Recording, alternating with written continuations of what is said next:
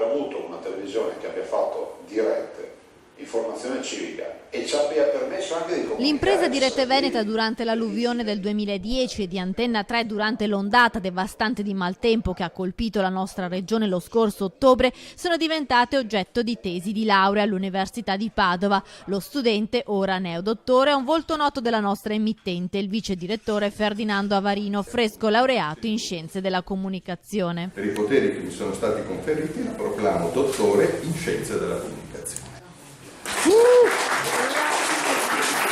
Ferdinando Avarino ha raccontato l'esperienza vissuta in prima persona delle lunghe dirette messe in campo dal gruppo Media Nord-Est durante quei giorni di emergenza che hanno afflitto il Veneto. La storia di questo territorio, la storia del Veneto, di quello che ha vissuto nel 2010, nel 2014 per esempio Padova col ciclone Egea e tutto il Veneto di nuovo nel 2018.